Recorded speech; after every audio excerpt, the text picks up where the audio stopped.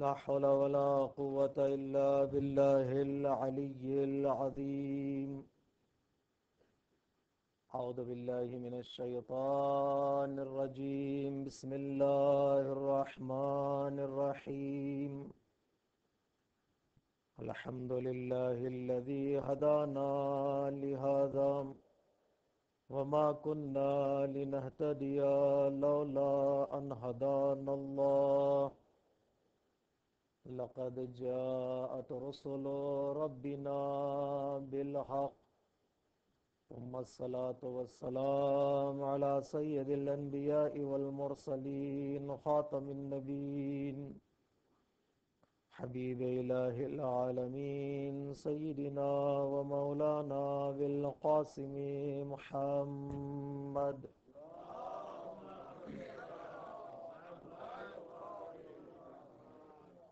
وعلى أهل بيته الطيبين الطاهرين المظلومين المعصومين الميامين. ولعنة الله على أعدائهم أجمعين من يومنا هذا إلى قيام يوم الدين. أما بعد، فقد قال الحكيم في كتابه الكريم وقوله الحق. بسم الله الرحمن الرحيم. إنما المؤمنون الذين إذا ذكر الله وجلت قلوبهم وإذا تليت عليهم آياته زادتهم إيمانا وعلى ربهم يتوكلون. الذين يقيمون الصلاة ومما رزقناهم ينفقون.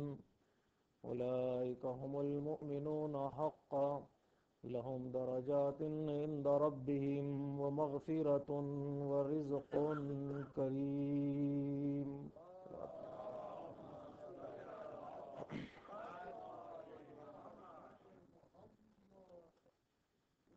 عزیزان محترم،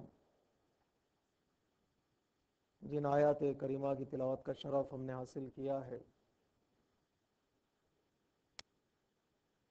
پروردگار عالم ان آیات کریمہ میں صاحبان ایمان کے اوصاف اور ان کی صفتوں کو بیان کر رہا ہے،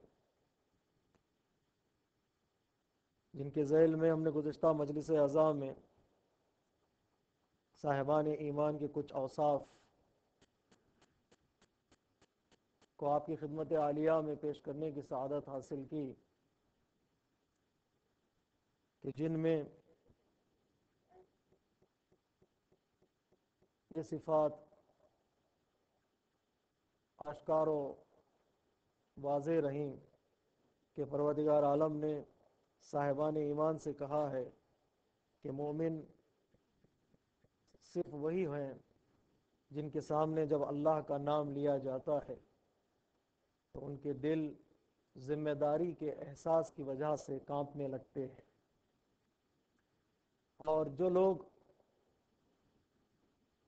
ایمان کو احساس اپنے دل میں نہیں رکھتے ہیں، صرف زبانی اقرار کرتے ہیں، پروردگار عالم نے ان کے ادعا اور ان کے چیلنج کو رد کیا ہے اور کہا ہے کہ جب کچھ لوگ اے رسول تمہارے پاس آتے ہیں اور کہتے ہیں کہ ہم ایمان لے آئے ہیں، ان سے کہہ دو کہ ابھی وہ ایمان نہیں لا پائے، بلکہ ان سے یہ کہو کہ وہ یوں کہیں کہ ہم مسلمان ہو چکے ہیں، اس لیے کہ ابھی تک ایمان ان کے دل میں داخل نہیں ہوا ہے۔ قالت الاعراب آمنا قل لم تؤمنوا ولكن قولوا اسلمنا، کہو کہ ہم مسلمان ہو چکے ہیں۔ وَلَمَّا يَدْخُلِ الْإِيمَانُ فِي قُلُوبِكُمْ، ابھی تک ایمان ان کے دلوں میں داخل نہیں ہوا ہے۔ جب تک ایمان دل میں داخل نہیں ہوتا اس وقت تک ایمان کے اثرات اور ایمان کی خاصیتیں انسان کے اعضاء اور جوارح سے آشکار نہیں ہو پاتی۔ جس طرح پروردگار عالم نے منافقین سے کہا کہ ابھی تک ایمان تمہارے دلوں میں داخل نہیں ہوا ہے، اور جب تک ایمان دل میں داخل نہیں ہوگا اس وقت تک ایمان کی عزت اور ایمان کے وقار کا خیال تمہارے اندر پیدا نہیں ہوگا۔ اسی طرح پروردگار عالم نے قرآن مجید میں صاحبان ایمان سے کہا ہے کہ وَاعْلَمُوا أَنَّ فِيكُمْ رَسُولَ اللَّهِ لَوْ يُطِيعُكُمْ فِي كَثِيرٍ مِّنَ الْأَمْرِ لَعَنِتُّمْ وَلَكِنَّ اللَّهَ حَبَّبَ إِلَيْكُمُ الْإِيمَانَ وَزَيَّنَهُ فِي قُلُوبِكُمْ۔ پروردگار عالم نے تمہارے دلوں میں ایمان کی بنسبت محبت پیدا کر دی ہے، اور ایمان ہی کے ذریعے سے تمہارے دلوں کو زینت عطا کی ہے۔ یعنی مومن کا دل میں جب ایمان داخل ہوتا ہے تو گویا ایسے ہے کہ مومن کا دل ایمان سے مزین ہو چکا ہے۔ زینت دل کی ایمان کے ذریعے سے ہے۔ جس طرح پروردگار عالم نے منافقین سے کہا ابھی ایمان داخل ہوا ہی نہیں ہے، اسی طرح پروردگار عالم نے صاحبان ایمان سے کہا کہ ہم نے ایمان کے ذریعے سے تمہارے دلوں کو زینت عطا کی ہے۔ تو ایمان کی جو سب سے عظیم خصوصیت کا یہیں سے ہمیں پتہ چلتا ہے وہ یہ ہے کہ ایمان انسان کے دل سے مربوط ہے، جو اسلام سے ایک بلند اور عالی مقام مرتبے کا نام ہے، جس کے بارے میں مولا کائنات علی ابن ابی طالب علیہ السلام سے کسی نے سوال کیا نہج البلاغہ میں کہ مولا ایمان کسے کہتے ہیں، تو مولا کائنات نے اس سوال کے جواب میں فرمایا الایمان فوق الاسلام بدرجۃ والتقوی فوق الایمان بدرجۃ والیقین فوق التقوی بدرجۃ۔ اسلام سے ایک بلند مقام اور درجے کا نام ہے ایمان، اور ایمان سے ایک بلند درجے کا نام ہے تقوی، اور تقوی سے ایک بلند مقام کا نام ہے یقین۔ جو لوگ اسلام کے دائرے میں آ چکے ہیں ان کے لیے ضروری ہے کہ وہ کوشش کریں ایمان کے درجے میں داخل ہو جائیں۔ جو ایمان کے درجے میں داخل ہو چکے ہیں ان کے لیے ضروری ہے کہ وہ مقام تقوی تک پہنچیں، اور جو لوگ مقام تقوی تک پہنچ چکے ہیں ان کے لیے ضروری ہے کہ وہ مقام یقین تک پہنچ جائیں۔ اور جب تک مقام یقین تک نہیں پہنچیں گے اس وقت تک جنت و جہنم کا تصور ان کے لیے اس دنیا میں حاصل نہیں ہو سکتا۔ اس وقت تک وہ توحید کے مراتب اور مدارج کو سمجھ نہیں سکتے۔ تو پہلا مقام ہے اسلام، دوسرا مقام ہے ایمان، تیسرا مقام ہے تقوی، اور چوتھا مقام ہے یقین۔ صاحبان ایمان کے لیے ضروری ہے کہ وہ ایمان کے درجے کو طے کرنے کے بعد تقوی کے درجے میں داخل ہو جائیں، اور تقوی کے درجے کو طے کرنے کے بعد یقین کے مرحلے میں داخل ہو جائیں۔ جس کے اندر یقین پختہ ہو جاتا ہے اس کو عبادتوں کی طرف بلانے کی ضرورت نہیں پڑتی ہے۔ صلوات پڑھیے محمد و آل محمد۔ اس بات کی ضرورت نہیں ہوتی کہ اسے بلایا جائے، بلکہ خود وہ داعی بن جاتا ہے، خود وہ ہادی بن جاتا ہے۔ اسلام کی ضرورت ہے، ایمان کی ضرورت ہے، تقوی کی ضرورت ہے، یقین کی ضرورت ہے۔ اگر یہ چاروں صفات کسی ایک دروازے پر مل جاتی ہیں تو انسان کو پھر در بدر بھٹکنے کی ضرورت نہیں ہوتی۔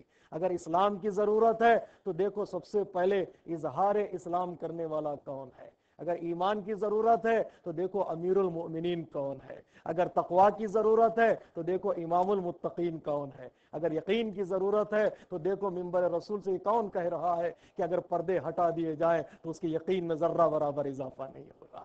صلوات پڑھیے محمد و آل محمد۔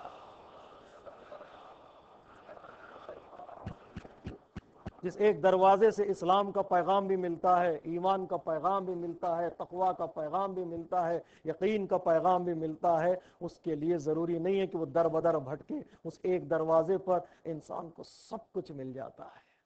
تو صاحب ایمان کے لیے ضروری ہے کہ وہ مدارج کو طے کرے، اپنے دل میں ایمان کو داخل کرے۔ تو ایمان کی سب سے پہلی خصوصیت یہ ہے کہ ایمان کا تعلق انسان کے دل سے ہے، وہ دل انسان ایمان کے حوالے کرے تاکہ ایمان کے ذریعے سے دل مزین ہو جائے۔ اور دوسری صفت اور خصوصیت ایمان کی یہ ہے کہ ایمان بڑھتا چلا جاتا ہے، ایمان رکتا نہیں ہے۔ وَإِذَا تُلِيَتْ عَلَيْهِمْ آيَاتُهُ زَادَتْهُمْ ایمانا، ایمان بڑھتا چلا جاتا ہے، مومن کی زندگی میں تبدیلیاں آنی شروع ہو جاتی ہیں۔ جب وہ ایمان کے دائرے میں داخل ہو جاتا ہے وہ احساس کرنے لگتا ہے کہ ابھی وہ محتاج ہے بارگاہ پروردگار، وہ ابھی نیاز مند ہے۔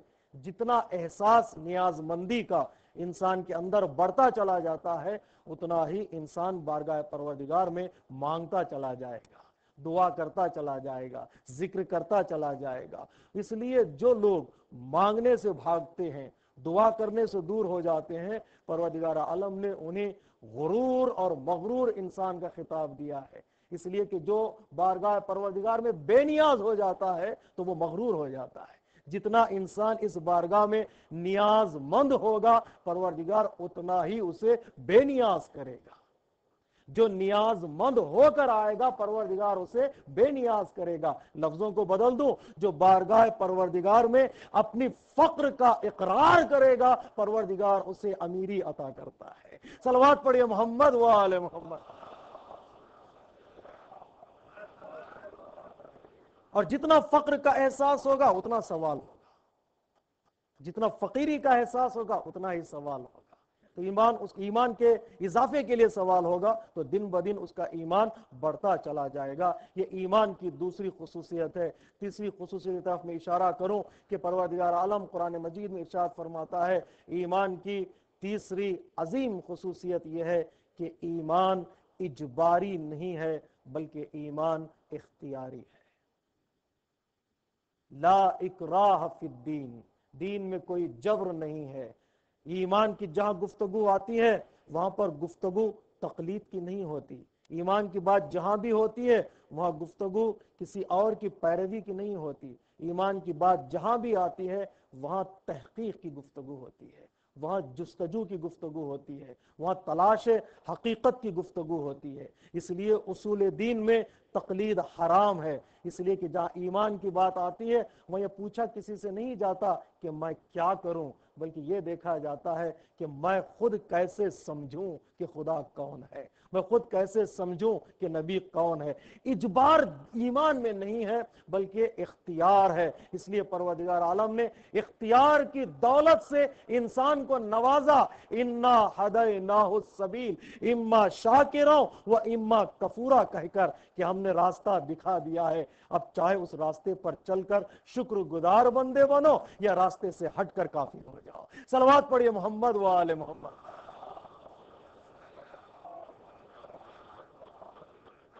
جو منزل ہے جہاں پر انسان کو اختیاراً اس ایمان کو حاصل کرنا پڑتا ہے۔ جب پروردگار عالم نے قرآن مجید میں منافقین سے کہا ایمان لے آؤ، جس طرح دوسرے لوگ ایمان لا چکے ہیں تم بھی ایمان لے آؤ، تو منافقین نے کہا جس طرح نادان اور بیوقوف لوگ ایمان لا چکے ہیں ہم بھی ویسے ہی ہو جائیں۔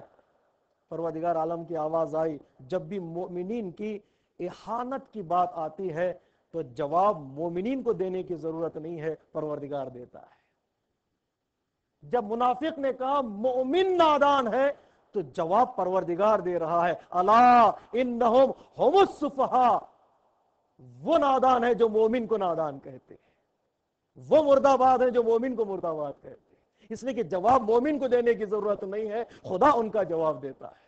الا انہم هم السفہاء ولکنہم لا یشعرون، انہیں شعور ہی نہیں ہے وہ کیا کر رہے ہیں، ان کا جواب پروردگار دیتا ہے۔ تو اس سے بات آیت سے واضح یہ بات ہوتی ہے کہ ایمان اجباری نہیں ہے بلکہ اختیاری ہے۔ چاہے انسان مومن بنے یا نہ بنے اس کے اختیار میں ہے۔ وہ کسی کی تقلید نہیں کر سکتا، وہ یہ نہیں کہہ سکتا چونکہ میرے باپ نے کہا ہے تو لہٰذا میں مومن ہوں، چونکہ میرے دادا نے کہا ہے تو لہٰذا میں مومن ہوں، چونکہ یہ رسم و رواج ہے تو لہٰذا مجھے ماننا پڑے گا۔ اس کا تعلق ایمان سے نہیں ہے، ایمان کا تعلق انسان کی تحقیق سے ہے۔ اس لیے قرآن مجید نے جن لوگوں نے کہا، جن لوگوں سے کہا پروردگار عالم نے ایمان لے آؤ مسلمان ہو جاؤ، ان لوگوں نے کہا ہم نے اپنے باپ دادا کو دیکھا وہ ایسا نہیں کرتے تھے۔ پروردگار عالم نے انہیں جواب دیا ہے کہ اگر تمہارے باپ دادا گمراہ تھے تو کیا تم بھی گمراہ ہو جاؤ گے؟ اس لیے کہ ایمان کا تعلق نہیں ہے کیا تم نسبت دو اس ایمان کی اپنے باپ دادا سے یا اجداد سے یا خاندان سے یا قبیلے سے، خود تحقیق کرو، خود جستجو کرو، خود تلاش کرو تاکہ منزل تک پہنچ جاؤ۔ جب خود تحقیق کرو گے اور اس تحقیق میں لذت پائی جاتی ہے تو تمہاری دنیا بھی کامیاب ہے، آخرت بھی کامیاب ہے۔ تو ایمان اختیاری ہے کہ انسان اختیار سے ایمان کی طرف آئے۔ قرآن مجید نے اس کی طرف اشارہ کیا ہے۔ چوتھی خصوصیت میرے عزیزو، منزل ہماری آگے بڑھے گی. چوتھی خصوصیت ایمان کی یہ ہے کہ ایمان یہ ضروری نہیں ہے کہ ایک مرتبہ اگر کوئی مومن ہو جائے تو ہمیشہ ہمیشہ مومن ہی باقی رہے. قرآن کہتا ہے کہ ایمان بدل بھی سکتا ہے، ایمان میں تبدیلی بھی آ سکتی ہے. جس طرح ایمان بڑھتا ہے اسی طرح ایمان بدلتا بھی ہے. پروردگار ان لوگوں کی ہدایت نہیں کرتا جو ایمان لانے کے بعد کافر ہو گئے. مذہب تشیع کی سب سے بڑی خصوصیت اور سب سے بڑا چیلنج یہ ہے، اور فلسفہ اور یہ فلسفی یہ ہے کہ ہم یہی کہتے ہیں کہ ہم تھے پر گفتگو نہیں کرتے، ہمیشہ ہے پر گفتگو کرتے. وہ معتبر تھے، اگر بالفرض چند لمحوں کے لیے مان لیا جائے کہ وہ معتبر تھے، تو تھے پر گفتگو کریں گے تو مسئلے کا حل نہیں ہوگا. ہم گفتگو کریں گے وہ اب کیا ہے. وہ بزم رسالت مآب میں بیٹھتے تھے، بات تھے کہ نہیں ہے. رسالت مآب کے بعد سنت رسالت مآب پر پابند ہیں کہ نہیں. رسالت مآب کی وفات کے بعد وہ سیرت پیغمبر اسلام کے پابند ہیں کہ نہیں ہیں. جب ہیں تو ان کا ایمان معتبر ہے، تھے پر گفتگو نہیں کی جا سکتی. پروردگار ان سے حساب نہیں لے گا جو یہ کہتے ہیں کہ ہم مسلمان تھے. پروردگار کہہ رہا ہے کہ اب کیا ہو. اس لیے ہمارے یہاں روایتیں ہیں کہ ہمیشہ دعا کرو اللہم اجعل عاقبت امورنا خیرا. پروردگار ہماری عاقبت بخیر ہو. اس لیے کہا جاتا ہے بلندی تک پہنچنا آسان ہے، بلندیوں پر ٹھہرنا مشکل ہے. لفظوں کو بدل دو تاکہ آسان ہو جائے. جی، ادعا کرنا آسان ہے کہ میں کیا ہوں، اس کا عملی طور پر ثبوت پیش کرنا مشکل ہے. مدارج کو طے کرنا آسان ہے اور اس مدارج پر ٹھہرنا مشکل ہے. انقلابی بن جانا آسان ہے، انقلابی ٹھہرنا مشکل ہے. حسینی بن جانا آسان ہے، حسینیت پر قائم رہنا مشکل ہے. صلوات پڑھیے محمد و آل محمد.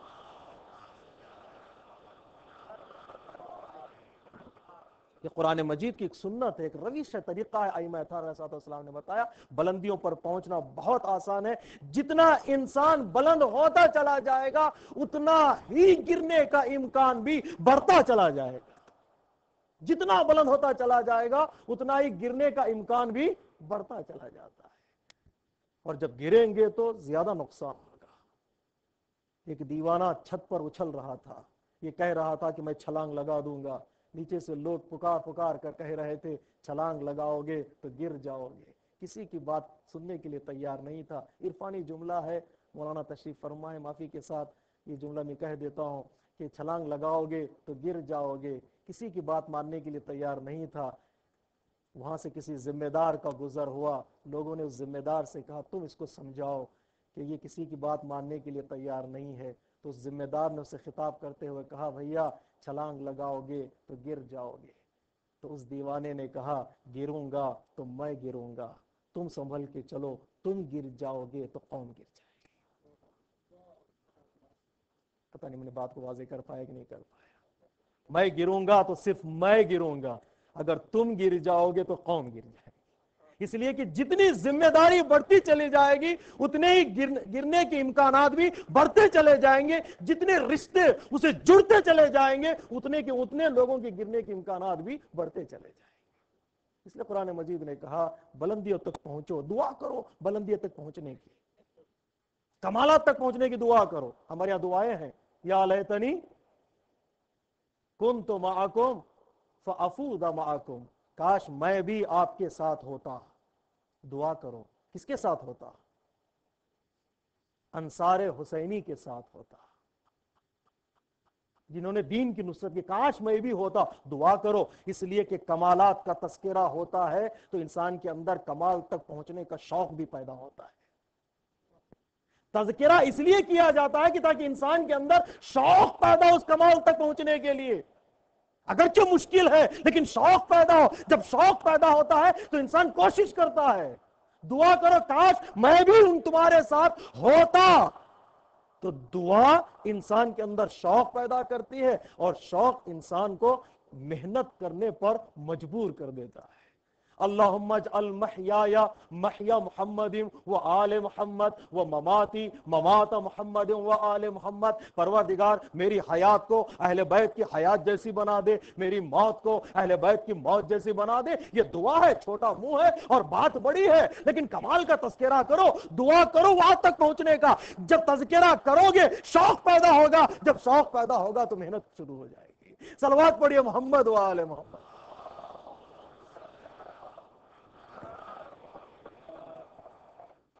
شوق پیدا ہوگا تو انسان محنت کرے گا. کمالات تک پہنچنے کے لیے دعا کرو, اور دعا کرو گے تو اس کمالات تک تم شوق پیدا ہوگا, شوق پیدا ہوگا تو محنت پیدا ہوگی. ایمان حاصل کر لینا آسان ہے, لیکن ایمان پر قائم رہنا مشکل ہے. مومن وہ ہے جو ہمیشہ ایمان پر ثابت قدم رہتا ہے, اس کا ایمان بدلتا نہیں ہے, تبدیلی اس میں نہیں آتی. ایمان بڑھتا ضرور ہے لیکن بدلتا نہیں ہے. جو بدل جاتے ہیں سمجھ جائیے ان کے اندر وہ ایمان کی قوت نہیں پائی جاتی ہے. ایمان بڑھتا ضرور ہے, بدلتا نہیں ہے. ایمان کہیں بدل نہ جائے, گفتگو مشکل نہ ہو جائے, ہمارے اب اشارہ کر دیجیے. ایمان بدلتا ہے, کوشش کریں کہ ایمان کو بچا کے رکھیں, ایمان کو محفوظ رکھیں دعاؤں کے ذریعے, عبادتوں کے ذریعے. چوتھی خصوصیت ایمان کی ہے کہ ایمان بدل جاتا ہے, اس کو بدلنے نہ دیں, کفر کی طرف نہ آ جائیں, شرک کی طرف نہ آ جائیں, بلکہ ایمان پر ثابت قدم رہیں. پانچویں خصوصیت ایمان کی, یہاں سے میں گریز لوں گا تاکہ جو سونے والے ہیں وہ بھی جاگ جائیں. پانچویں خصوصیت ایمان کی یہ ہے کہ علم اور ہے, ایمان اور ہے. علم اور ہے, ایمان اور ہے. جو علم حاصل کر لیتا ہے وہ مومن ہو جائے ضروری نہیں ہے. اس کے لیے ضروری ہے کہ علم کے ساتھ ایمان کا امتزاج ہو. چونکہ علم آتا چلا جاتا ہے تو انسان کے اندر غرور پیدا ہونا شروع ہو جاتا ہے. اس لیے پروردگار عالم نے علم کے ساتھ ایمان کو جوڑ دیا تاکہ علم حاصل ہونا شروع ہو جائے تو انسان کو سجدہ یاد آ جائے. علم انسان کو کمال عطا کرتا ہے, علم انسان کو بلندی پر لے جاتا ہے, لیکن چونکہ علم کے ساتھ انا کی منزل بھی ہے, علم کے ساتھ غرور و تکبر کا شائبہ بھی ہے, پروردگار عالم نے علم کو ایمان کے ساتھ جوڑ دیا تاکہ علم کے آنے کے بعد جب انسان کے اندر یہ احساس ہو کہ میں بھی کچھ ہوں. جب علم آتا ہے تو انسان یہ سوچنے لگتا ہے کہ میں بھی کچھ ہوں, تو پروردگار عالم نے علم کے بعد فوراً کہا ایمان, تاکہ یہ کچھ ہوں کے تصور کو ختم کرنے کے لیے اپنی پیشانی کو سجدے میں رکھو تاکہ یہ احساس ہو کہ اس کے سامنے میں کچھ بھی نہیں. صلوات پڑھیے محمد و آل محمد. اس کمال تک پہنچنے کے لیے انسان کو ضروری ہے کہ جو انسان کے اندر جو چیزیں پائی جاتی ہیں, جب انسان احساس کرنے لگتا ہے تو احساس کرنے کے بعد انسان کے لیے پروردگار عالم نے کہا ایمان کے دائرے میں آ جاؤ تاکہ یہ احساس تمہارا کہ میں بھی کچھ ہوں, انا کی منزل تمہاری فنا کی منزل تک پہنچ جائے. یہ جب تک انا کی منزل فنا میں نہیں ڈھلتی اس وقت تک انسان کامیاب نہیں ہوتا ہے. اس لیے مولا کائنات نے نہج البلاغہ میں فرمایا کہ میری کمر کو دو قسم کے لوگوں نے توڑ دیا, ایک بے عمل عالم اور دوسرے جاہل عبادت گزار. میری کمر کو دو قسم کے لوگوں نے توڑ دیا, ایک بے عمل عالم اور دوسرے جاہل عبادت گزار. جس عالم کو علم کی لذت کا پتہ نہیں, جس عابد کو علم کا کمال کا پتہ نہیں ہے, وہ علی کو سمجھ نہیں پاتے. علی کے علم کو سمجھنا ہو تو منبر رسول پر سلونی کے دعوے کو دیکھو, علی کے عمل کو سمجھنا ہو تو ہر رات 1000 رکعت نمازوں کو دیکھو. جس عالم کو سجدے کی لذت کا پتہ نہیں ہے وہ مقام علی کو سمجھ نہیں سکتا, جس عابد کو علم کے مدارج کا پتہ نہیں ہے وہ علی کے منبر کو نہیں سمجھ سکتا ہے. صلوات پڑھیے محمد و آل محمد.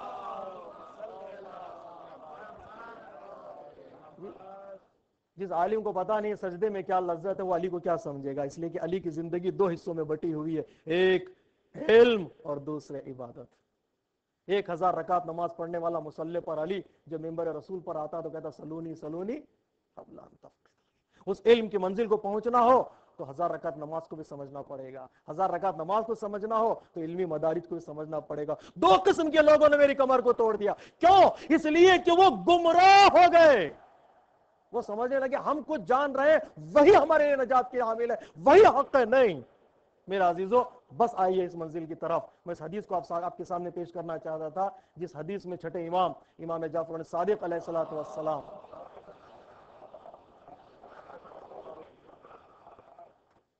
فرماتے ہیں، حضرت آدم علیہ الصلوۃ والسلام، پوری توجہ کے ساتھ سنیے گا اس حدیث کو، زیادہ وقت آپ کا نہیں لوں گا، 15 منٹ کی حدیث ہے۔ حضرت آدم علیہ الصلوۃ والسلام جب زمین پر تشریف لائے تو پروردگار عالم نے حضرت آدم علیہ الصلوۃ والسلام کی خدمت میں 3 نورانی صفات کو نازل کیا، جو حضرت آدم کے دائیں جانب بیٹھ گئے، اور کچھ مدت کے بعد 3 ظلمانی صفات کو نازل کیا جو حضرت آدم کے بائیں جانب بیٹھ گئی۔ حضرت آدم نے پہلی نورانی صفت سے پوچھا تیرا نام کیا ہے؟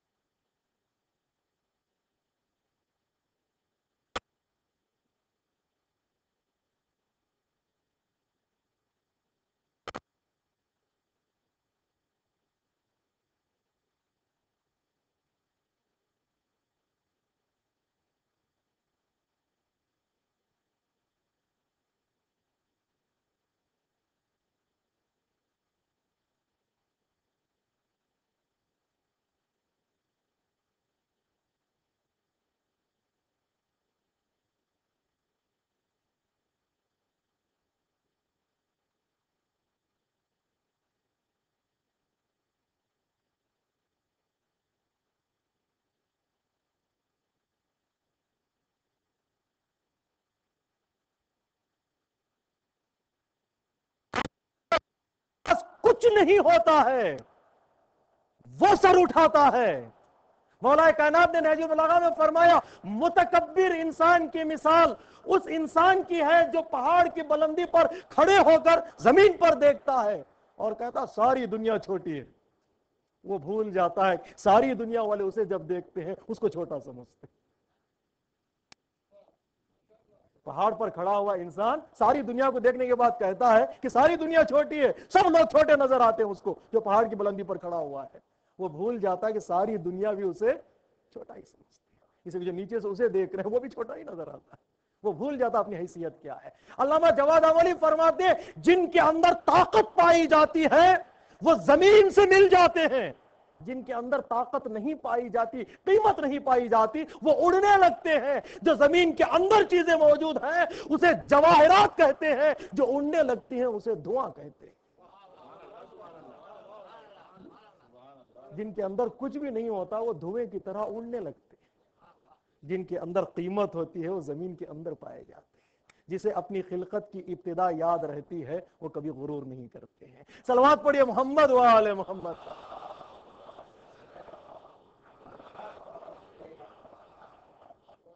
مغرور وہ جو جس کے پاس عقل نہیں پائی جاتی. پیغمبر اسلام نے دیکھا کہ یہ گروہ کسی دیوانے کا مذاق اڑا رہے ہیں, گھیرے ہوئے ہیں, مذاق اڑا رہے ہیں. کہے یا رسول اللہ آئیے دیکھیں یہ دیوانہ کیا بک رہا ہے. جب پیغمبر اسلام قریب گئے تو واقعا دیوانہ کچھ چلا رہا تھا. پیغمبر اسلام نے اصحاب سے فرمایا یہ دیوانہ نہیں ہے, یہ بیمار ہے. بیمار اور ہوتا ہے, دیوانہ اور ہوتا ہے. جس کا ذہن کام نہیں کر رہا ہے یہ بیمار ہے, اس کو علاج کی ضرورت ہے. تمہیں بتاؤ دیوانہ کون ہے؟ ہاں بتائیے یا رسول اللہ دیوانہ کون ہے؟ تو پیغمبر اسلام نے فرمایا جو زمین پر پیر پٹک کر چلتا ہے اور آسمان کے سائے میں سر اٹھا کر چلتا ہے, وہ نہ زمین کو پھاڑ سکتا ہے نہ آسمان کو کھینچ سکتا ہے. در حقیقت دیوانہ یہی. مشکل نہ ہو جائے, نصیحتیں زیادہ نہ ہو جائے.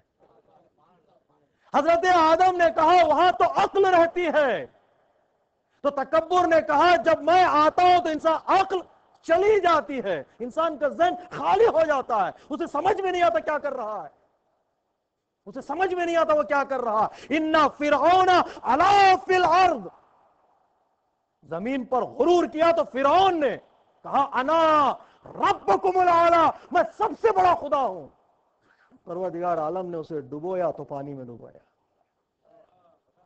اور پانی کے اندر قرآن مجید کی آیت ہے, مولانا تائید فرمائیں گے, پانی کے اندر پروردگار عالم نے جہنم کا دروازہ کھول دیا. 7 سمندر کے نیچے پروردگار عالم نے جہنم کا دروازہ کھول دیا. پانی کے اندر جتنا بڑا غرور تھا اتنا بڑا عذاب. غرق کیا اور پانی کے اندر جہنم میں داخل کیا. کیوں؟ مغرور ہو چکا تھا, کچھ بھی نہیں ہے اس کے پاس, اس کے پاس کچھ بھی نہیں ہے. اور اس سے بچنے کے لیے انسان احساس کرے کہ وہ صاحب عقل ہے. صاحب عقل کبھی غرور نہیں کرتا ہے. جی میرا نیس کہتے ہیں گناہ کا بوجھ جو گردن پہ ہم اٹھا کے چلے, خدا کے آگے خجالت سے سر جھکا کے چلے.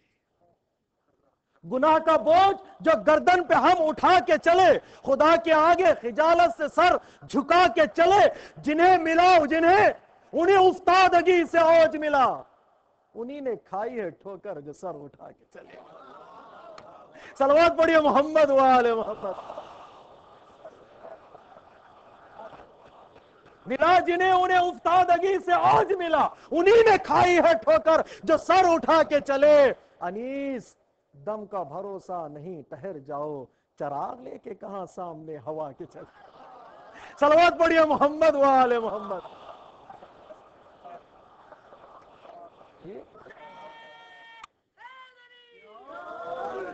انیس دم کا بھروسہ نہیں, ٹھہر جاؤ, چراغ لے کے کہاں سامنے ہوا کے چلے. کوئی انسان کی قیمت نہیں. دعائے کومل اٹھا کر دیکھیے, مولا کائنات نے جتنی ائمہ اطہار نے جتنا تواضع کرنا ہمیں سکھایا ہے بارگاہ پروردگار میں, اتنی پروردگار عالم نے ان کو مقامات عطا کی. مولا کائنات نے دعائے کومیل میں کہا الہی انا عبدک الضعیف, عبدک الضعیف والمسکین والفقیر. مولا کائنات نے کہا پروردگار میں تیرا بندہ ہوں, عبد ہوں. تو غدیر قم کے میدان میں پروردگار عالم نے کہا تو مولا ہے. بس یہ بھی فضیلتوں کا رخ ہے. علی نے کہا میں عبد ہوں, تو خدا نے کہا تو مولا ہے. علی نے کہا میں ضعیف ہوں, تو جنگ احد میں پروردگار عالم کی بارگاہ سے آواز آئی لا فتح الا علی لا سیف الا ذوالفقار, تو طاقتور ہے. علی نے کہا میں عبد ہوں, خدا نے کہا تو مولا. علی نے کہا میں ضعیف ہوں, خدا نے کہا تو طاقتور ہے. علی نے کہا میں فقیر ہوں, تو آواز قدرت آئی تو امیر ہے, تو امیر ہے. یہ مقامات کیسے مل گئے بارگاہ پروردگار میں؟ انکساری اور تواضع کا نتیجہ بارگاہ پروردگار میں خطابات کو حاصل کرنے کا. صلوات پڑھیے محمد و آل محمد. بارگاہ پروردگار عالم سے خطابات مل گئے کہ ملا انہیں افتادگی سے اوج ملا, انہی نے کھائی ہے ٹھوکر جو سر اٹھا کے چلے. وہاں تک عقل رہتی ہے. تو تکبر نے کہا جب میں آتا ہوں تو عقل چلی جاتی ہے. دوسری ظلمانی صفت سے حضرت آدم نے پوچھا بتا تیرا نام کیا ہے؟ تو اس ظلمانی اور تاریک صفت نے کہا میرا نام ہے حسد. ہا سین دال ہے 3 حرف، بڑی خطرناک بیماری ہے. حضرت آدم نے پوچھا تیرا مقام کہاں ہے؟ تو حسد نے کہا میرا مقام ہے انسان کا دل. حضرت آدم نے کہا وہاں تو محبت رہتی ہے. حسد نے کہا جب میں آتا ہوں تو محبت چلی جاتی ہے. 2 چیزیں ایک جگہ پر جمع ہو ہی نہیں سکتی، محبت اور حسد. اسے یہ متضاد صفات ہیں جن کے دلوں میں آگ ہے، وہاں محبت کی خنکی نہیں پائی جاتی. تو کیا کروں میں؟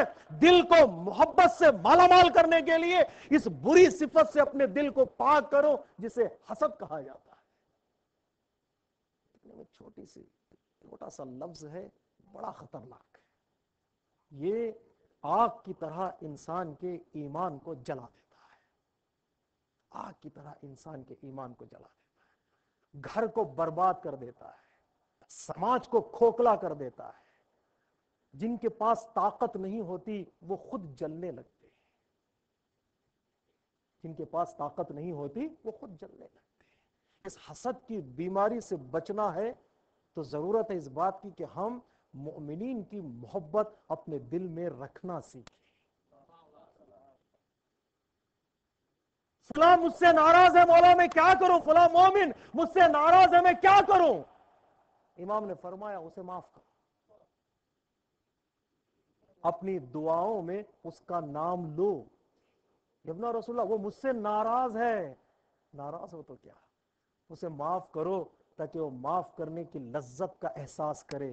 اپنی دعاؤں میں اس کا نام لو تاکہ پروردگار اس کے دل میں تمہاری محبت ڈال.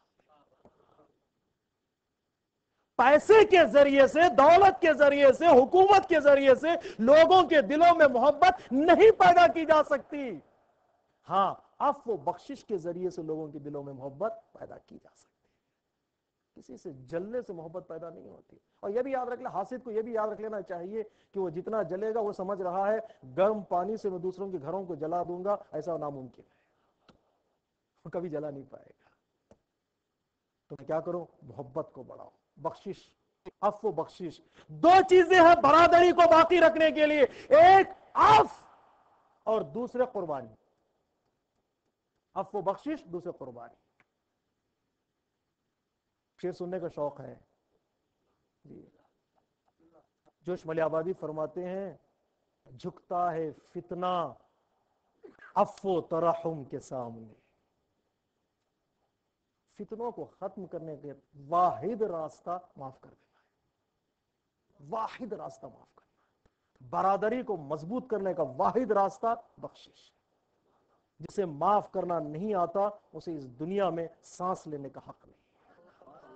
پروردگار عالم کی بارگاہ میں جب مومن دعا کرتا پروردگار مجھے معاف کر دے، تو پروردگار عالم سے آواز آتی ہے کیا تو دوسروں کو معاف کرتا ہے؟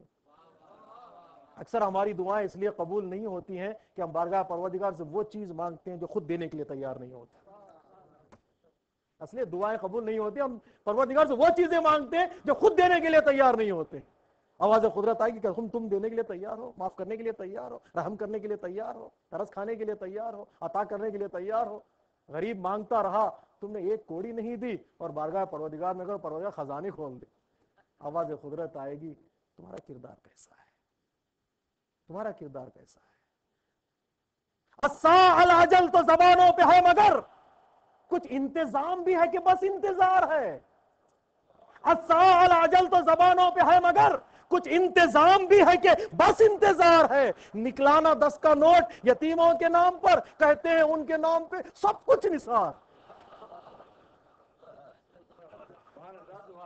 نکلانا 10 کا نوٹ یتیموں کے نام، کہتے ہیں وہ آئیں گے تو جان بھی قربان کر دیں گے. آواز آئے گی پردہ غیب سے آج میرے بچوں کو 10 کا نوٹ دینے کے لیے تیار نہیں ہو، ہم پر جان قربان کرنے کی تیار. ہم وہ چیز دے مانگ رہے ہیں جو چیز ہم دینے کے لیے خود تیار نہیں ہے. دعا قبول نہیں ہوتی ہے، بر روایتوں میں ہمارے پاس تو وہ خود دینے کے لیے تیار آدم آدھا ہو جا پروردگار بھی تمہیں عطا کر. جھکتا ہے فتنہ عفو ترحم کے سامنے، گھٹتا ہے تانا حسن تکلم کے سامنے۔ میرے عزیزو، اگر کوئی گالی دے، خدا نعوذ باللہ، مومن ایسا ہوتا نہیں۔ مومن کی نشانی یہ ہے کہ وہ گالیاں نہیں بکتا۔ جو گالی بکتا ہے وہ اپنے ایمان کو ریفائن کرنے کی کوشش کرتا، ریفائن کرنے کی کوشش کرتا۔ مومن گالی کبھی نہیں بکتا۔ بالفرض کوئی آ جائے اور چلانے لگے، دو طرح کا ٹکراؤ ہو سکتا ہے، اس کے ساتھ برخود کیا جا سکتا ہے، اس کے ساتھ ملا جا سکتا ہے۔ ایک وقار کا مسئلہ بنا لیا جائے یا علاج کا مسئلہ بنایا جائے۔ وقار، اگر کوئی گالی دے مجھے، میں سمجھوں کہ اس نے میری عزت پر حملہ کر دیا ہے تو میں انتقام لوں گا۔ اگر میں یہ سمجھوں گالی دینے والا بیمار ہے تو اس کا علاج کروں گا۔ گالی دینے والا بیمار ہے، اسے چاہیے کہ کہیں کسی ہاسپٹل میں جائے، اپنا علاج کروائے۔ خصوصاً جو بزرگوں کو گالیاں دیتے ہیں وہ کسی ہاسپٹل میں جائے، علاج، بیمار ہے بیچارہ، اس پہ ترس کھانا چاہیے۔ اس لیے قرآن نے کہا اذا خاطبهم الجاہلون قالوا سلاما۔ جب کوئی نادان آئے تم سے خطاب کرے، گالی بکنے لگے، اسے کیا کہو؟ پتھر مارو نہیں ہے، اسے کہو سلام علیکم۔ ہم سمجھتے ہیں تلوار کا وار ہی وار ہے، کبھی سلام بھی ایسا حملہ ہے جو برف کو بھی پگھلا دیتا ہے۔ صلوات پڑھیے محمد و آل محمد۔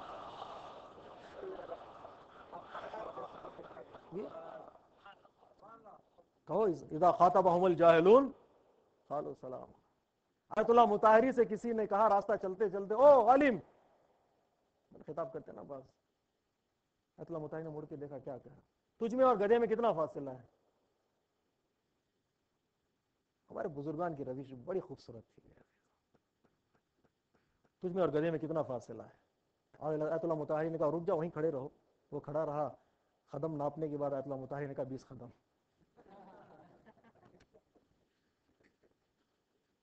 وہ سمجھ نہیں پایا کیا ہو رہا ہے، وہ سمجھ نہیں پایا۔ طریقہ یہ ہے کہ اذا خاطبهم الجاہلون قالوا سلاما، حسن تکلم چاہیے، زبان ہماری اچھی ہونا چاہیے۔ زبان سے پھول گرے تو پھول بٹیں گے، معاشرے میں اتحاد پیدا ہوگا۔ میرے عزیزو، اتحاد وہ دولت ہے جس دولت کے لیے انسان اپنی جان بھی قربان کر دے تو کم ہے۔ امیر المؤمنین کی مدحت وہاں لذت بخش ہے جہاں مومنین مل کر بیٹھے ہوئے۔ اس لیے پیغمبر اسلام نے انتظار کیا، اس لیے پیغمبر اسلام نے انتظار کیا علی کی ولایت کا اعلان 4 آدمیوں کے درمیان نہیں، جب تک 1,20,000 حاجی جمع نہ ہو جائیں اس وقت تک علی کی ولایت کا اعلان نہیں۔ بڑا مجمع ہو تو مدحت علی کا فائدہ بھی۔ اتحاد وہ دولت ہے، جان بھی قربان ہو جائے۔ جو بھی اتحاد کو نقصان پہنچانے کی کوشش کرتا ہے وہ دنیا میں بھی جواب دہ ہے، آخرت میں بھی جواب دہ۔ اتحاد کے مقابل میں کوئی دولت نہیں، کوئی دولت نہیں۔ اس کے لیے میں کیا کروں؟ زبان کو صاف رکھوں۔ گھٹتا ہے تانا حسن تکلم کے سامنے، تھمتا ہے شور جنگ ترنم کے سامنے۔ سنیے مصرع، تلوار کامتی ہے تبسم کے سامنے۔ ایک بار مسکرا کر دیکھو، چلانے والے کا دل نرم پڑ جاتا ہے، نرم پڑ جاتا ہے۔ جاپانیوں میں ایک محاورہ ہے، جسے آج مسکرانا نہیں آتا وہ دکان مت کھولے۔ جاپانیوں میں محاورہ ہے، جسے آج مسکرانا نہیں آتا، بزنس کا دار و مدار اسی مسکراہٹ پر ہے، تجارت کا دار و مدار اسی مسکراہٹ پر ہے، اور زندگی کا ایک اصول اور گر جو ہے وہ مسکراہٹ میں۔ تلوار کامتی ہے تبسم کے سامنے، گھٹتا ہے تانا حسن تکلم کے سامنے، تھمتا ہے شور جنگ ترنم کے سامنے۔ تلوار کامتی ہے تبسم کے سامنے۔ ارے بدلے کی رسم دین خدا میں حرام ہے، احسان ایک شریف ترین انتقام ہے۔ احسان ایک شریف ترین انتقام۔ احسان. جسے انتقام کا جذبہ جس کے دل میں ہوتا ہے اسے نیند نہیں آتی. ہمارے استاد یہ کہا کرتے تھے لڑنے والے تھک کے سو جاتے ہیں, لڑانے والے کو نیند نہیں آتی. لڑنے والے آپس میں تھک کے سو جاتے لڑتے لڑتے, لیکن جو درمیان میں لڑاتے ہیں اسے کبھی نیند نہیں آتی.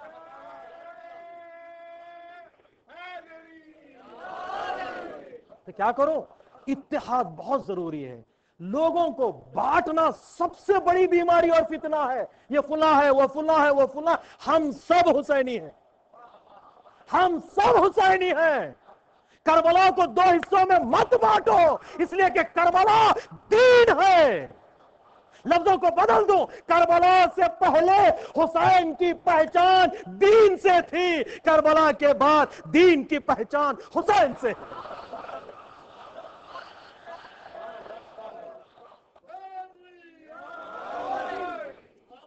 کربلا سے پہلے حسین کون؟ رسول سے پوچھو. حسین کون؟ آیات سے پوچھو. حسین کون؟ واقعات سے پوچھو. حسین کون؟ روایتوں سے پوچھو. کربلا سے پہلے حسین کی پہچان دین سے تھی, کربلا کے بعد دین کیا ہے حسین سے پوچھو.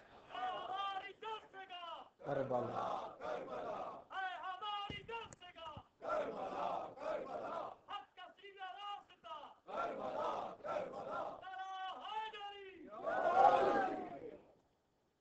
دین کیا ہے؟ نماز کسے کہتے ہیں؟ حسین سے پوچھو. روزہ کسے کہتے ہیں؟ حسین سے پوچھو. زکوٰۃ کسے کہتے ہیں؟ حسین سے پوچھو. حسین سمجھائیں گے. کسی عارف کا جملہ ہے, پتہ نہیں, اصلاح فرمائیں گے, مولانا تشریف فرما ہے. انسان کی زندگی میں صرف ہر انسان کی زندگی میں 2 دن آتے ہیں, ایک آنے کا دن, ایک جانے کا دن. لیکن حسین کی زندگی میں صرف 1 دن ہے, وہ آ گئے ہیں, ابھی تک گئے نہیں.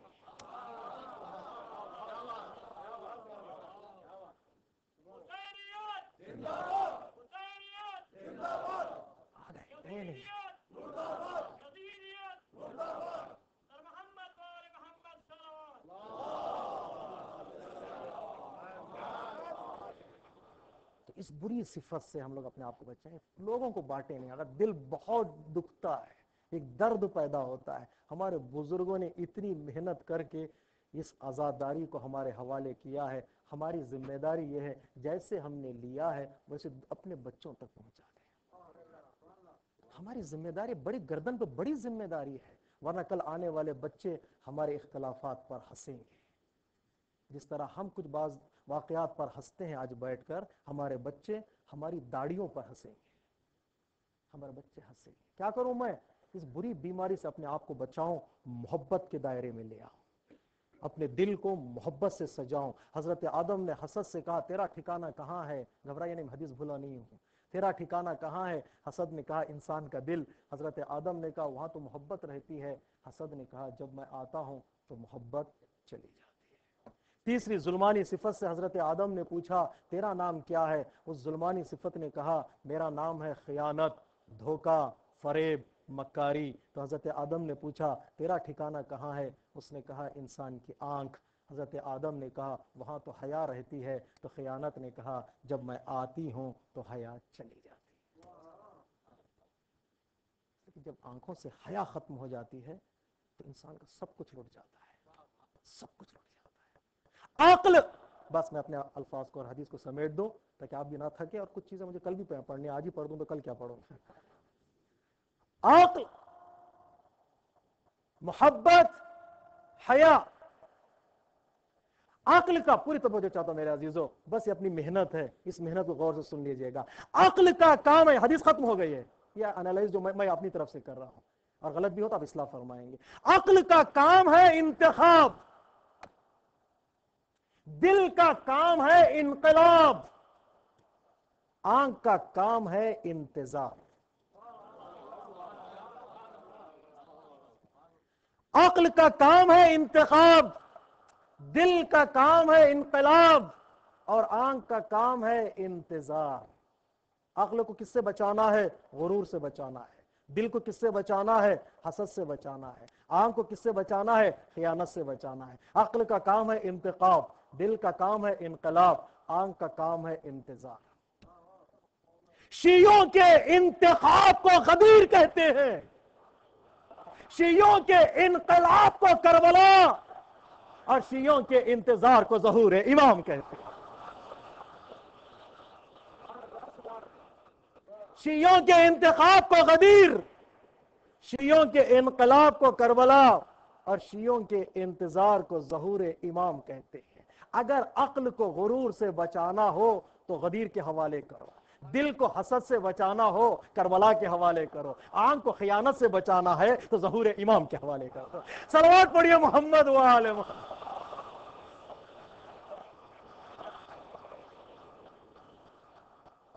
عقل کو بچانا ہے غرور سے، غدیر کے حوالے کرو۔ جس کے مولا علی ہے اس کے اندر غرور کبھی پیدا نہیں ہو سکتا۔ جی کسی بزرگ کے سامنے کھڑے ہو جائیے تو ہمارے خط کا پتہ چلے گا۔ جی کہا جاتا نا بزرگ کے سامنے کھڑے ہو جاؤ، پہاڑ کے سامنے کھڑے ہو جاؤ، بڑے درخت کے سامنے کھڑے ہو جاؤ، تمہارے خط کا پتہ چلے گا۔ اور جس کا مولا علی ہے اس کے سامنے انسان کھڑا ہو جائے تو وہ ذرہ بھی نہیں ہے، تو غرور کیا کرے؟ وہ ذرہ بھی نہیں ہو، ذرہ کہتے ہوئے بھی اسے شرم آنی چاہیے۔ امام خمینی علیہ الرحمہ سے سلام ہو ہماری جانے اس مرد بزرگ پر، اس نے دنیا کو جھنجھوڑ دیا، دنیا کو جھنجھوڑ دیا۔ وہ خاموش رہتا تھا بھی لوگ ڈرتے تھے، بولتا تھا تب بھی لوگ ڈرتے تھے، لکھتا تھا تب بھی لوگ ڈرتے تھے۔ دنیا کو جس نے جھنجھوڑ دیا، جھنجھوڑ دیا،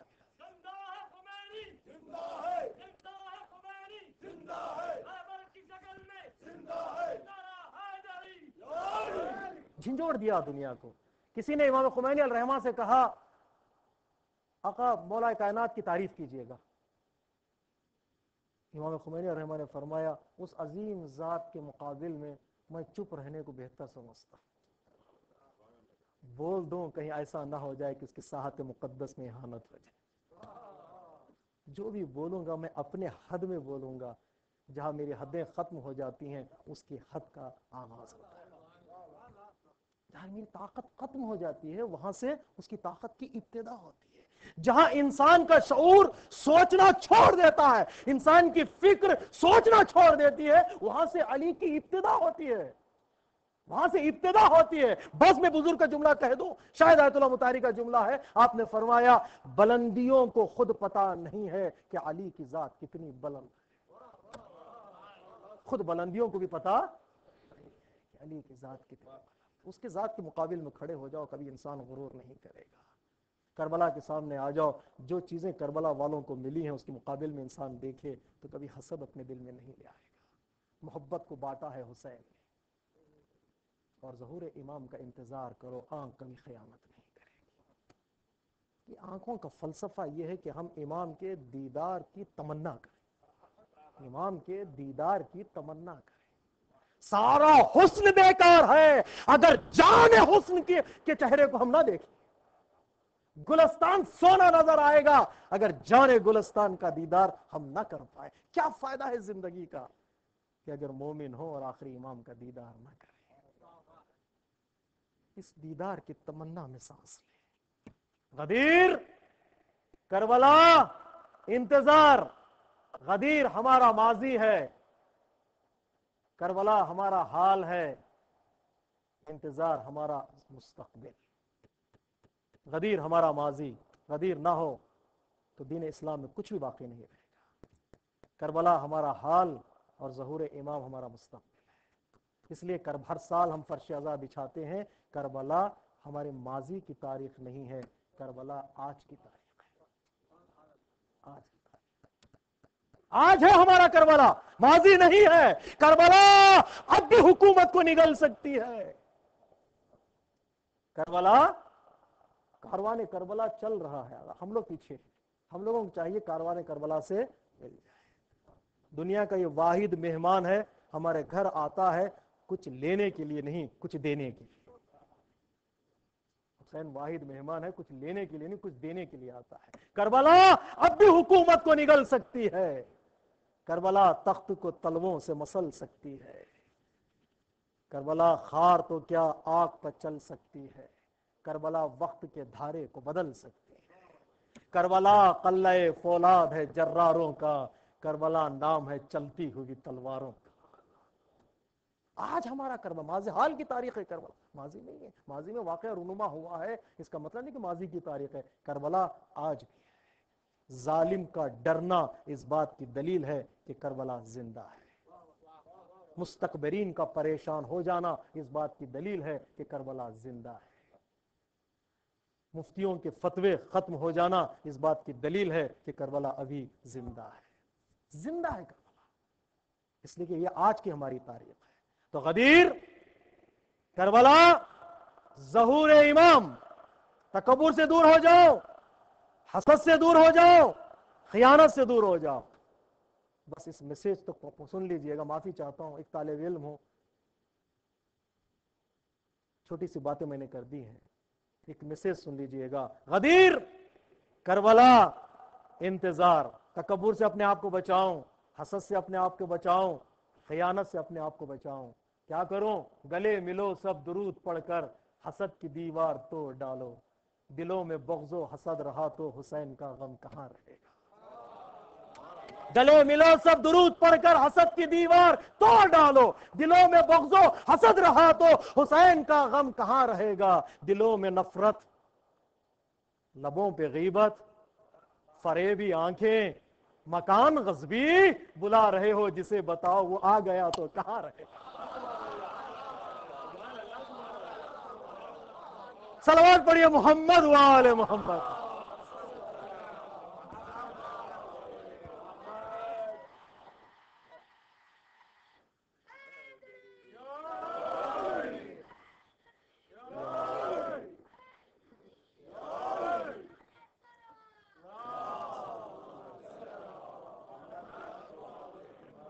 بلا رہے ہو جسے بتاؤ وہ آ گیا تو کہاں رہے گا۔ اس کا ٹھکانہ میرا دل ہے یا میری زبان ہے یا میرا گھر ہے یا میری آنکھ ہے۔ اگر یہ سارے چیزیں بزی رہیں گے تو وہ آ گیا تو کہاں رہے گا۔ دلوں میں نفرت، لبوں پہ غیبت، فریبی آنکھیں، مکان غصبی، بلا رہے ہو جسے بتاؤ وہ آ گیا تو کہاں رہے گا۔ امام کو ڈھونڈنا پڑے گا تاکہ امام بھی ہم کو ڈھونڈے۔ کربلا کا پیغام یہ ہے کہ تم امام وقت کو تلاش کرو، امام وقت کو ڈھونڈو۔ ہمیں معلوم ہے امام کا نام کیا ہے، ہمیں معلوم ہے امام کے باپ کا نام کیا ہے، ہمیں معلوم ہے امام کی ماں کا نام کیا ہے، لیکن امام، شخص امام ہمیں معلوم ہے۔ امام کی شخصیت سے آشنا ہو جاؤ۔ جو امام حسین کی شخصیت سے آگاہ تھے وہ کربلا میں جمع ہو گئے۔ جس ایک عدد میں دولت ذبح عظیم تھی، اس ایک عدد کو تو نے 72 بنا دیا۔ ایک اتحاد کا خوبصورت گلدستہ دشت کربلا میں 72 انصار و یاور کی صورت میں امام حسین نے سجا دیا۔ یہ اتحاد کا جو گلدستہ حسین نے سجایا وہ دشمنوں کے لشکر پر بھاری نظر آیا۔ وہ ہار گئے، حسین جیت گیا۔ امام حسین نے فرمایا ابن زیاد کے لشکر سے تمہاری آخری کوشش یہ ہے کہ ہمارے سروں کو تنوں سے جدا کر دے۔ جہاں تم سر کو تن سے جدا کر دو گے اس وقت حسین زندہ ہو جائے گا۔ سر حسین نو کے سنا پر قرآن کی تلاوت کر رہا تھا، ہے کسی میں طاقت جو حسین کی زبان کو بند کر سکے؟ اصحاب حسین کو شہید کر دیا، اصحاب حسین کے سر کے ساتھ ساتھ سفر میں ہیں، ہے کسی کی طاقت جو ان کو روک سکے گی سفر؟ جب حسین خطبہ دینا چاہتے تھے تو لوگ چلا رہے تھے کہ حسین کو تقریر کرنے نہ دو۔ حسین کی آواز کو تم نے دبانے کی کوشش کی۔ شہادت کے بعد حسین کا سر آیت قرآن کو پڑھ، ساری دنیا خاموش ہے، حسین بول رہے۔ ہے کسی میں طاقت جو حسین کی زبان کو بند کر سکے؟ یہ موت کے بعد حیات ہے جس تک انسان کی رسائی ممکن نہیں ہے۔ علماء کہتے ہیں کیوں امام کا سر قرآن کی آیتوں کی تلاوت کر رہا تھا؟ بعض علماء کہتے ہیں اس لیے کہ حسین یہ گواہی دینا چاہتے تھے کہ شہید زندہ ہوتا ہے۔ قرآن میں آیت ہے کہ شہید زندہ ہوتے ہیں، اس کے لیے ثبوت کی ضرورت تھی۔ دشت کربلا میں حسین نے نوک نیزہ پر قرآن کی تلاوت کر کے بتایا شہید زندہ ہوتا ہے۔ بعض علماء نے کہا اس لیے قرآن کی تلاوت کی امام حسین نے، کفار قریش و مشرکین اور کہتے تھے کہ قرآن جادو ہے، حسین نے موت کے بعد قرآن کی تلاوت کر کے بتایا موت کے بعد جادو کا کوئی اثر نہیں ہوتا۔ حسین نے قرآن کی تلاوت کر کے بتایا یہ جادو نہیں ہے، اگر جادو ہوتا تو موت کے بعد اس کا اثر ختم ہو جاتا، لیکن ابھی بھی اس کا اثر زندہ ہے۔ بعض لوگوں نے کہا، بعض علماء نے کہا کیوں سر حسین نے قرآن کی تلاوت کی؟ تاکہ یہ بتائیں امام حسین کہ جو حدیث پیغمبر اسلام نے ارشاد فرمائی تھی، انی تارکم فیکم الثقلین کتاب اللہ و اطرتی، ان دونوں کے اتحاد کو حسین واضح کرنا چاہتے تھے۔ تم لاکھ کوشش کر لو، اہل بیت کو قرآن سے اور قرآن کو اہل بیت سے جدا نہیں کر سکتے۔ بعض علماء نے کہا کیوں سر حسین نو کے نیزہ پر قرآن کی تلاوت کر رہا تھا؟ تو امام حسین یہ بتانا چاہتے تھے کہ ہم جو کربلا میں امتحان دے رہے تھے وہ منزل امتحان تھی، جب امتحان ختم ہو گیا اب اہل بیت کا معجزہ بھی دیکھو۔ عصر عاشور تک حسین نے کوئی معجزہ نہیں دکھایا، اس لیے کہ مقام امتحان تھا، قربانیاں دینی تھیں، لیکن عصر عاشور کے بعد معجزات کا سفر شروع ہو گیا۔ پہلا معجزہ یہ کہ نوح کے نیزہ پر قرآن کی تلاوت کر رہا ہے سر حسین۔ حسین یہ بتا رہے تھے ہم امتحان کے لیے چپ تھے، اگر امتحان نہ ہوتے تو ہمارا سر بھی قرآن مجید کی تلاوت کرتا ہے۔ کئی علماء نے کئی وجوہات بتائے ہیں، جتنے مجھے یاد آئے میں نے بتا دیا۔ ہاں، ایک بزرگ نے خوبصورت جملہ یوں بھی کہا ہے کہ کیوں سر حسین قرآن مجید کی آیتوں کی تلاوت کر رہا تھا؟ اس لیے کر رہا تھا تاکہ لوگوں کی نگاہیں اور لوگوں کی سماعتیں حسین کی سر کی طرف ہوں، کسی کی نگاہ زینب کے کھلے سر پہ نہ پڑے۔ بہن کے پردے کی حفاظت حسین نے کچھ اس طرح کی کہ آیتوں کو پڑھتے چلے جا رہے تھے تاکہ لوگ سر حسین کی طرف تعجب سے دیکھے اور کسی کی نگاہ زینب و کلثوم کے کھلے سر پہ نہ پڑے۔ لیکن اللہ رے امتحان زینب و کلثوم، ارے زینب نے دشت کربلا میں دعا کی تھی کہ پروردگار رات ڈھلنے نہ پائے، اگر سورج طلوع ہوگا تو نامحرموں کی نگاہ زینب کے سر پہ پڑے گی۔ اور کوفے کے بازار میں زینب نے دعا کی پروردگار کوئی آشنا نہ مل جائے، لیکن اللہ نے امتحان زینب بازار کوفہ اور علی کی بیٹی بے مقنع اونچا۔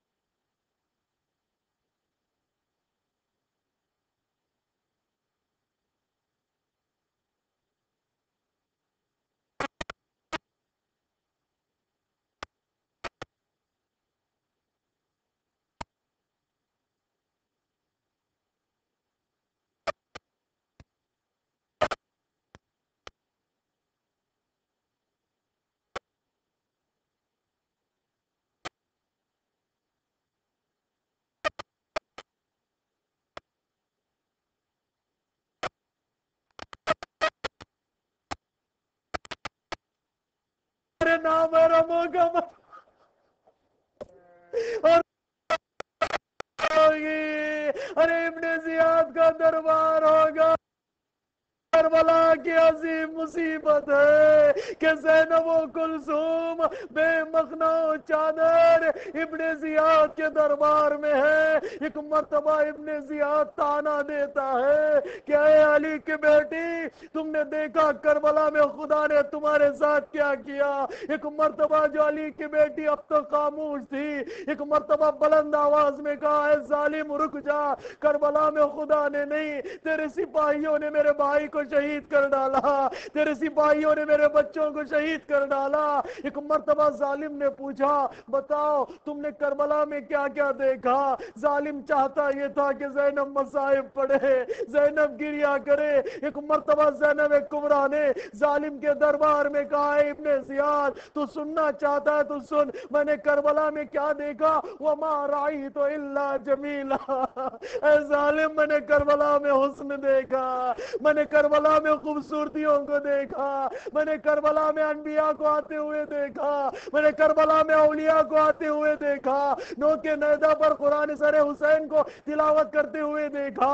ارے کربلا میں حسن ہی حسن ہے۔ زینب نے یہ کہہ تو دیا، لیکن زینب کا دل اس وقت ٹوٹ گیا جب شبر ملعون دربار میں داخل ہوا 10 آدمیوں کو لے کر، اور ابن زیاد سے کہنے لگا اے ابن زیاد، ان 10 آدمیوں کو انعام بڑھا کر دے دینا، کچھ انعام الگ سے دے دینا۔ ابن زیاد نے پوچھا ان لوگوں نے کیا کیا ہے جنہیں انعام الگ سے دے دیا جائے؟ ایک مرتبہ شمر نے کہا ان 10 گھوڑ سواروں نے حسین کے لاشے پر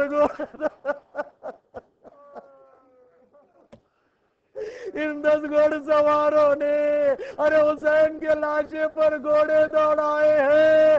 جو ہی لاشے حسین پر گھوڑے دوڑانے کی بات سنی، سید و سجاد و زینب بیٹھ گئے، کربلا کا رخ کیا۔ ارے بھیا اس بہن کو معاف کرنا کہ تیرے لاشے کو بچا نہ سکی۔ سید سجاد جوان بیٹا زندہ۔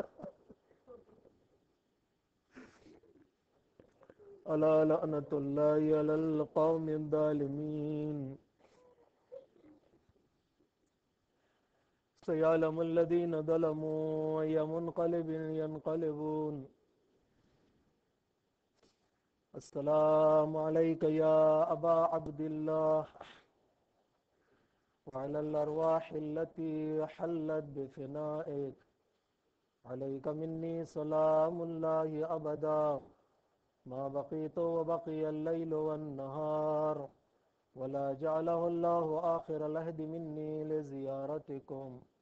السلام على الحسين وعلى علي بن الحسين وعلى أولاد الحسين وعلى أصحاب الحسين۔ آپ حضرات سے التماس ہے ایک مرتبہ سورہ حمد اور 3 مرتبہ سورہ اخلاص کی تلاوت فرما کر تمام مومنین و مومنات جو اس دار فانی سے گزر چکے ہیں بالاخص جن کے نام اس بارگاہ میں کندہ ہیں ان سب کے ارواح کو ایصال فرما دیں۔ بسم اللہ الرحمن الرحیم۔ الحمدللہ